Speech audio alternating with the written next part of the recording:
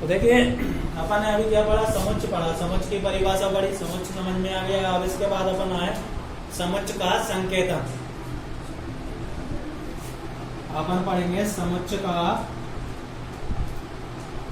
संकेतन। अपन क्या पढ़ेंगे, समुच्च का संकेतन। इसका अर्थ समझ लें, समुच्च का संकेतन यानी समुच्च को अपन काय से प्रदर्शित करते हैं। तो देखिए समुच्च को हमेशा अंग्रेजी वर्णमाला के कैपिटल लेटर से प्रदर्शित करते हैं। समुच्च को हमेशा कैसे प्रदर्शित करेंगे, अंग्रेजी वर्णमाला के बड़े अक्षरों से तथा इसके अवयवों को अंग्रेजी वर्णमाला के स्मॉल लेटर यानी छोटे अक्षरों से प्रदर्शित करते हैं। तो समुच्च को हमेशा अंग्रेजी वर्णमाला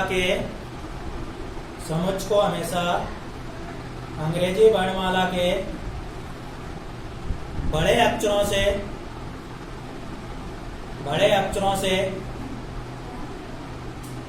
तथा इसके अवयवों को अंग्रेजी वर्णमाला के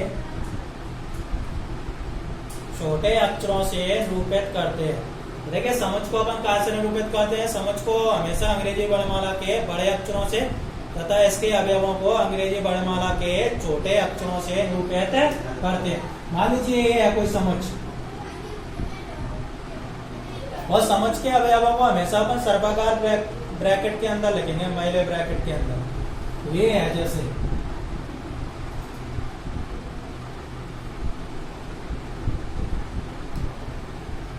देखिए अपन समुच्च को हमेशा समुच्च को काय से प्रदर्शित करेंगे, अंग्रेजी वर्णमाला के बड़े अक्षरों से। तो देखिए ये समुच्च ए है, समुच्च क्या है, ए। तो इसको अपन ने काय से प्रदर्शित किया, अंग्रेजी वर्णमाला के बड़े अक्षर से यानी कैपिटल लेटर से। और इसके अवयव है ए, ई, आई, ओ, यू। क्या है इसके अवयव, ये क्या कहलाते हैं, इसके अवयव। तो अवयवों को अपन ने काय से प्रदर्शित किया है, अंग्रेजी वर्णमाला के छोटे अक्षरों से यानी स्मॉल लेटर से। और समुच्च को हमेशा काय से प्रदर्शित करेंगे, अंग्रेजी वर्णमाला के कैपिटल लेटर से। अब इसके बाद अपन आए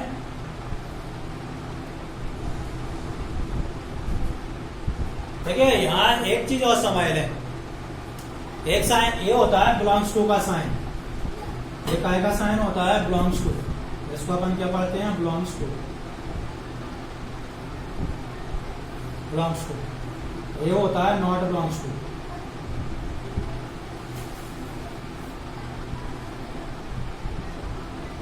देखिए इसका अपन यूज समझ लें। तो देखिए ये क्या होता है, बिलोंग्स टू का साइन होता है, ये होता है not belongs to. Belongs to का अर्थ है जैसे अपन लिखें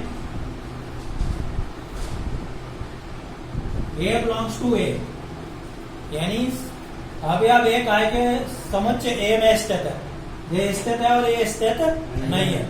ये काय का साइन है, स्थित है और ये स्थित नहीं है। तो इसका अपन उपयोग कब करेंगे, जैसे मान लीजिए ये समुच्च ए, ई, आई, ओ, यू, ये समुच्च ए के अवयव है। तो जैसे अपन ए बिलोंग्स टू क्या लिखेंगे, ए, क्योंकि ए जो ए है स्मॉल ए, स्मॉल ए काय के अंतर्गत है, समुच्च ए में स्थित है। तो स्थित होगा तो अपन क्या लगाएंगे, बिलोंग्स टू का साइन। जैसे मान लीजिए मैंने लिखा बी, तो बी इसमें स्थित है नहीं है, तो क्या आएगा, नॉट बिलोंग्स टू का साइन आएगा, नॉट बिलोंग्स टू। अपन इसको क्या लिखेंगे, बी नॉट बिलोंग्स टू ए, यानी ए काय में स्थित है, ए में स्थित है, और बी ए में स्थित नहीं है। यानी अगर अभी आप समुच्च के अंतर्गत या समुच्च में स्थित होगा तो अपन किसका साइन लगाएंगे, बिलोंग्स टू का। और समुच्च में स्थित नहीं होगा तो काय का लगाएंगे, नॉट बिलोंग्स टू का। इतना क्लियर है, तो ये साइन भी लिख लें, बिलोंग्स टू और नॉट बिलोंग्स टू, और ये भी लिख लें, नीचे से स्पष्ट हो जाएगा। अब इसके बाद अपन आगे आए, तो देखिए अपन ने समुच्च पढ़ा, समुच्च की परिभाषा, समुच्च का संकेतन। अब आए अपन समुच्च का निरूपण। अपन किस पर आए, समुच्च का निरूपण यानी समुच्च का प्रदर्शन। देखिए समुच्च का निरूपण,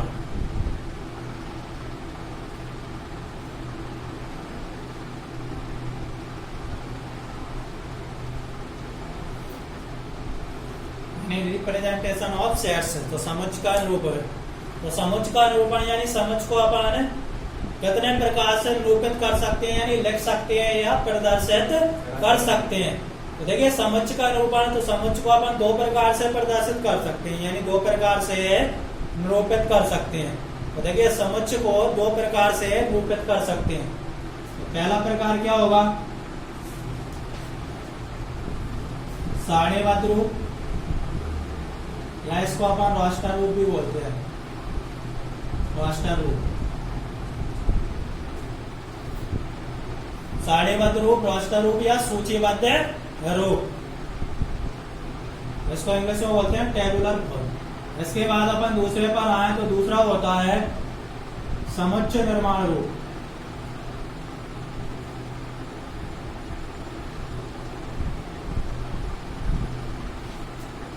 इसको बोलते हैं सेट बिल्डर फॉर्म। तो देखिए अपन देखें समुच्चय को कितने प्रकार से निरूपित किया जाता है, समुच्चय को दो प्रकार से निरूपित किया जाता है। नंबर एक सारणीबद्ध रूप या राष्ट्र रूप, दूसरा क्या है समुच्चय निर्माण रूप। तो सबसे पहले अपन आए सारणीबद्ध रूप या राष्ट्र रूप पर, पहले पॉइंट पर आए। तो पहला पॉइंट क्या है, सारणीबद्ध रूप या राष्ट्र रूप। तो इसमें समझे सारणीबद्ध रूप या राष्ट्र रूप क्या होता है। तो देखिए सारणीबद्ध रूप या राष्ट्र रूप क्या होगा, सारणीबद्ध रूप। तो इसमें अपन क्या करते हैं, समुच्चय को सूची के रूप में लिखते हैं, यानी सारणी के रूप में लिखते हैं। इसमें अपन समुच्चय को क्या लिखते हैं, सारणीबद्ध रूप में लिखते हैं, यानी सारणी के रूप में लिखते हैं। यानी इसमें समुच्चय के अवयवों को सर्पाकार कोष्ठक के अंदर अर्धविराम चिन्ह लगाकर लिखते हैं। इसमें अपन क्या करते हैं, सारणीबद्ध रूप में समुच्चय के अवयवों को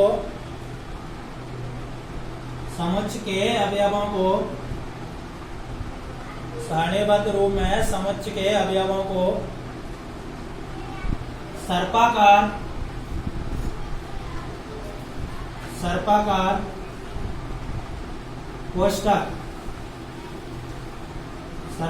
कोष्ठक, ये वाला महिला कोष्ठक, सर्पाकार कोष्ठक के अंदर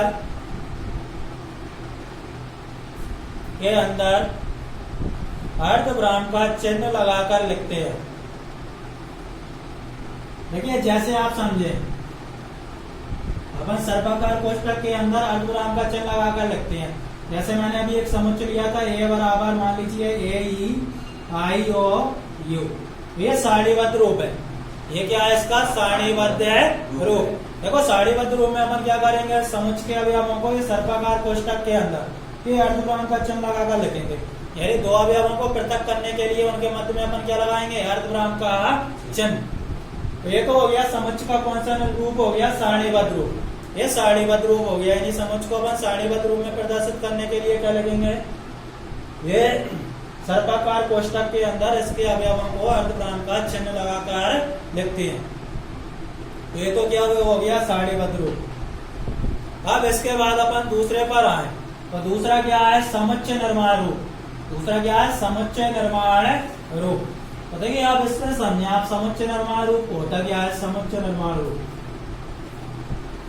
तो समुच्चय निर्माण रूप में अपन क्या करते हैं, देखिए समुच्चय निर्माण रूप से सारणीबद्ध रूप में चेंज करना तो आसान होता है, और सारणीबद्ध रूप से समुच्चय निर्माण रूप में परिवर्तित करना थोड़ा अपन ने सोचना पड़ता है। तो देखिए इधर देखें, तो देखिए इसमें अपन क्या करेंगे, जैसे ये है सारणीबद्ध रूप में, और इसको अपन ने क्या लिखना है, समुच्चय निर्माण रूप में लिखना है। जैसे तो समुच्चय निर्माण रूप में अपन क्या करते हैं, समुच्चय के सभी अवयवों में एक उभयनिष्ठ गुण होता है।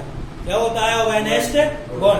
तो उस उभयनिष्ठ गुण के आधार पर अपन क्या करते हैं, उनकी व्याख्या करते हैं।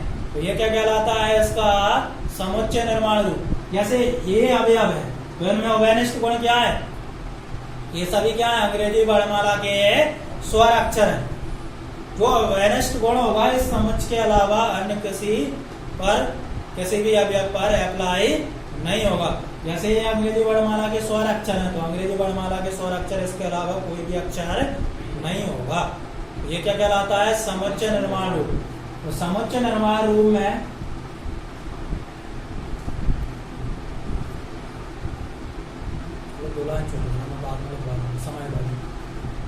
तो देखिए समुच्चय निर्माण रूप में अपन अगर जैसे इसको लिखेंगे, तो मैंने अभी समझाया समुच्चय निर्माण रूप में अपन क्या करेंगे, समुच्चय के अवयवों में क्या होता है, गोवेनिष्ठ गुण होता है। स्वनिष्ठ गुण के आधार पर अपन क्या करते हैं, इसको समुच्चय निर्माण रूप में लिखते हैं। जैसे मान लीजिए इसी को अपन समुच्चय निर्माण रूप में लिखना चाहें तो अपन कैसे लिखेंगे, जैसे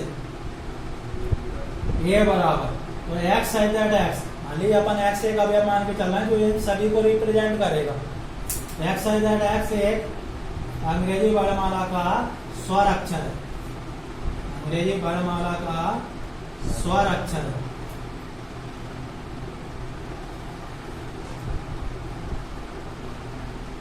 तो एक्स है दैट एक्स क्या है, एक अंग्रेजी वर्णमाला का स्वर अक्षर है। तो देखिए इनमें क्या है, गोवेनिष्ठ गुण क्या था, ये सभी क्या थे, स्वर अक्षर थे। इसलिए अपन ने क्या लिख दिया, एक्स है दैट एक्स क्या है, अंग्रेजी वर्णमाला का एक स्वर अक्षर है। जैसे अपन दूसरा उदाहरण लें, जैसे मान लीजिए अपन और उदाहरण लें, मैंने ये कोई समुच्चय ले लिया 1 3 5 7 ये ले लिया। तो इनमें गोवेनिष्ठ गुण क्या है, ये सभी क्या है, विषम संख्या। तो अपन इसको कैसे लिखेंगे, ये बराबर एक्स है दैट एक्स 9 से छोटी विषम प्राकृतिक संख्या।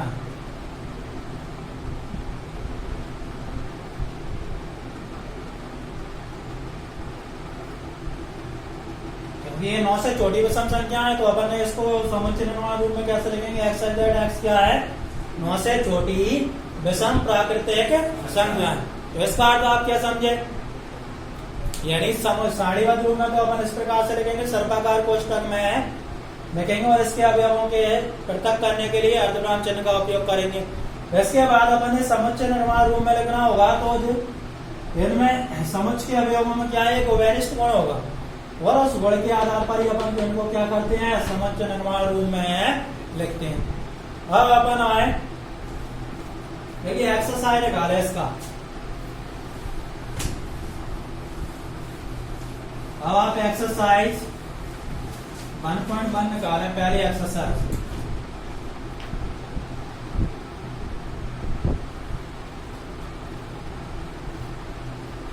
देखिए एक्सरसाइज 1.1 निकालें तो केवल आप लोगों को समझ ना आए।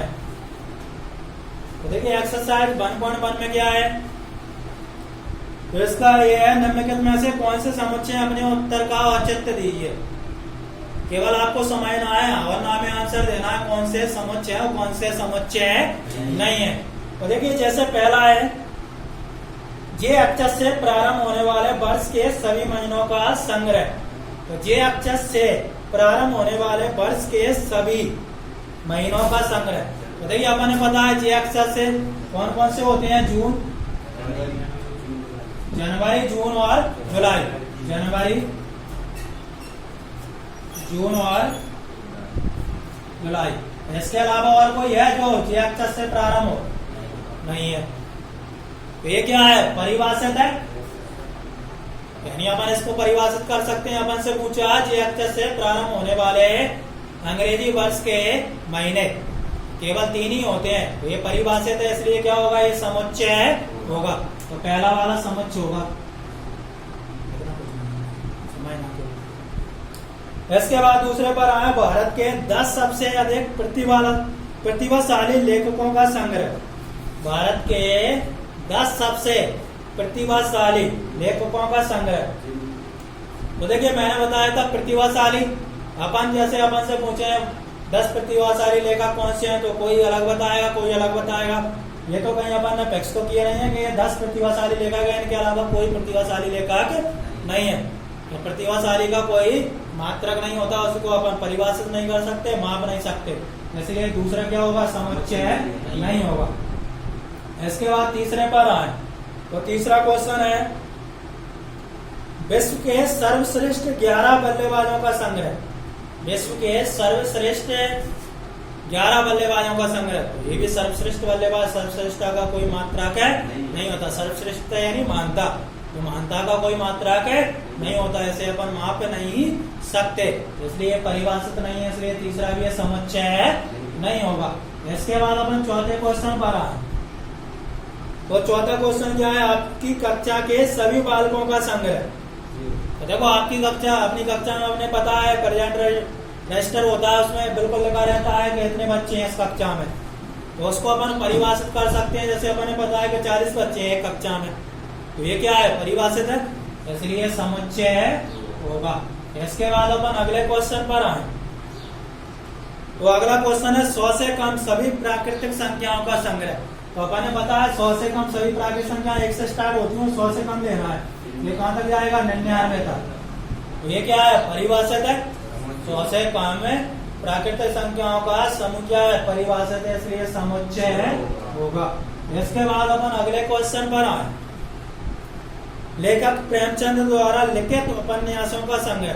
तो देखो लेखक प्रेमचंद ने कितने उपन्यास लिखे हैं, वो एक्यूरेट है।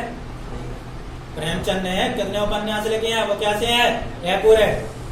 जैसे अपन उनके उपन्यासों को गिन के बता सकते हैं कि 10 उपन्यास लिखे हैं, 20 उपन्यास लिखे हैं, ये कैसा है, परिभाषित है, इसलिए ये क्या होगा, समुच्चय होगा।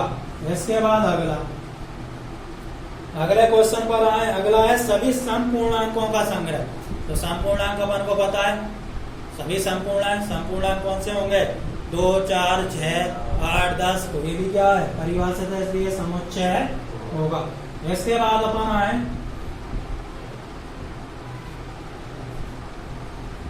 विश्व के इस अध्याय में आने वाले प्रश्नों का संग्रह। तो ये भी समुच्चय।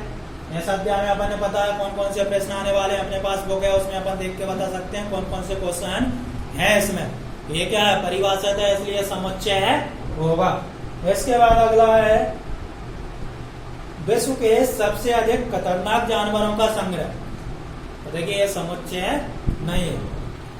खतरनाक का मान लीजिए कोई सांप को पाल रहा है तो उसके लिए सांप खतरनाक नहीं है, किसी के लिए क्या है, सांप खतरनाक है।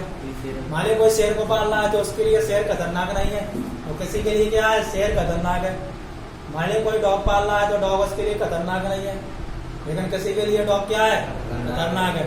तो खतरनाक है जानवरों का कोई समूह स्पेशल अपन समूह नहीं बना सकते कि केवल यही खतरनाक जानवर है, तो ये क्या है, समूह नहीं है। तो ये लास्ट वाला समूह नहीं है। तो क्वेश्चन नंबर 9 भी क्या है, समूह नहीं। इतना क्लियर है इसमें। तो केवल आपको जिसको अपन परिभाषित कर सकते हैं वो समूह के अंतर्गत, जो समूह को अपन परिभाषित कर सकते हैं वो समुच्चय होगा, जिसको अपन परिभाषित नहीं कर सकते वो समुच्चय नहीं होगा।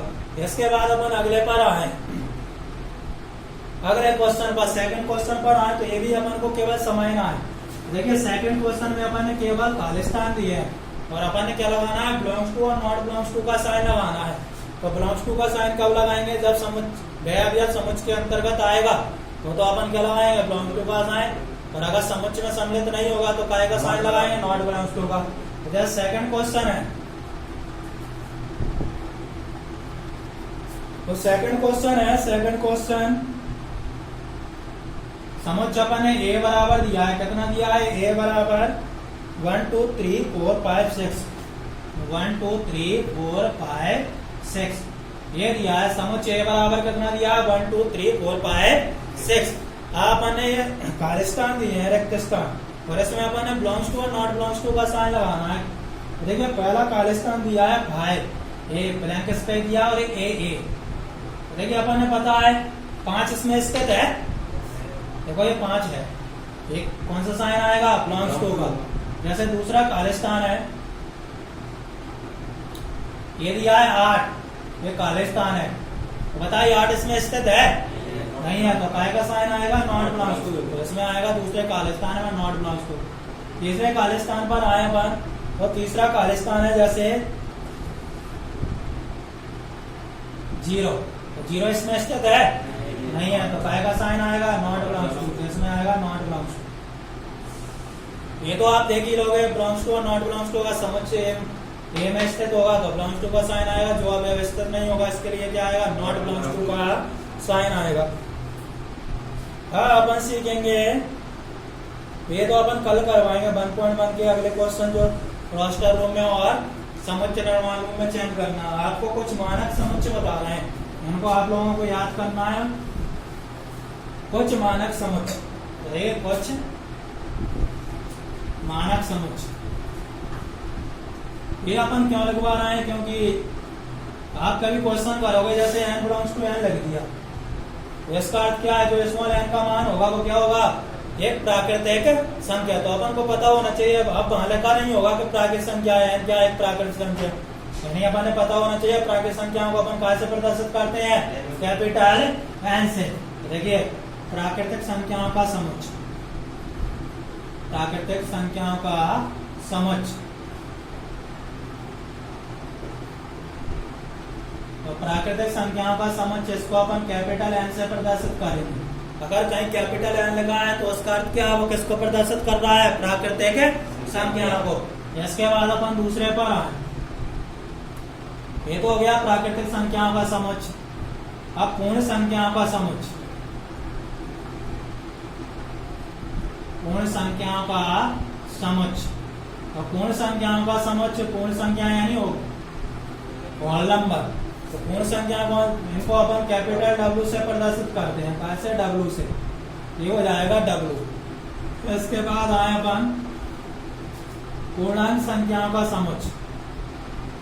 वो तो आप ज्यादातर समुच्चयों को तो इनका जो स्टार्टिंग लेटर है उसी से प्रदर्शित करते हैं। प्राकृतिक संख्याओं को नेचुरल नंबर बोलते हैं, तो यहाँ से रिप्रेजेंट कर रहे हैं इसके समुच्चय को। पूर्ण संख्याओं को अपन होल नंबर बोलते हैं, तो इसको डब्ल्यू से प्रदर्शित कर रहे हैं। पूर्णांक संख्याओं का समुच्चय, पूर्णांक संख्याओं को अपन इंटीजर नंबर बोलते हैं, तो इंटीजर नंबर यानी इसे अपन कहाँ से प्रदर्शित कर रहे हैं, आई से। अब मैं अलग अलग नहीं लिख पा रहा, जैसे आई के ऊपर प्लस लगा है, बोर्ड पर देखें, जैसे आई के ऊपर प्लस लगा है तो इसको प्रदर्शित करेगा, धनात्मक पूर्णांक संख्याओं के समुच्चय को। और आई के ऊपर अगर माइनस लगा है, आई नेगेटिव, एक इसको प्रदर्शित करेगा ऋणात्मक पूर्णांक संख्याओं के समुच्चय को। इसके बाद आए अपन परमेय संख्याओं का समुच्चय।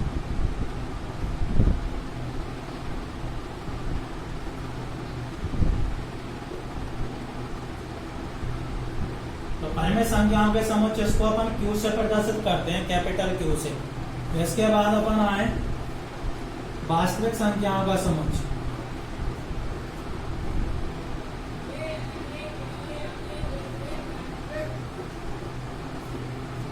देखिए वास्तविक संख्याओं का समुच्चय इसको अपन कैपिटल आर से प्रदर्शित करते हैं, वास्तविक संख्या यानी रियल नंबर। इसके बाद सम्मिश्र संख्याओं का समुच्चय,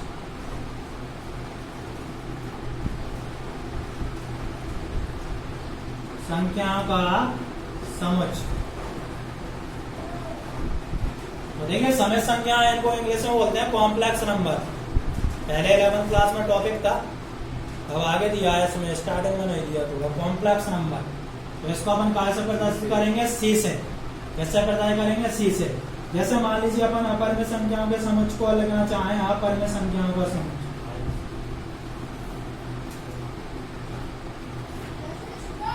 संख्याओं का समुच्चय। तो देखिए अपन ने पता है वास्तविक संख्याएं क्या होती है, परिमेय तथा अपरिमेय संख्याओं के समुच्चय को अपन क्या कहते हैं, वास्तविक संख्या।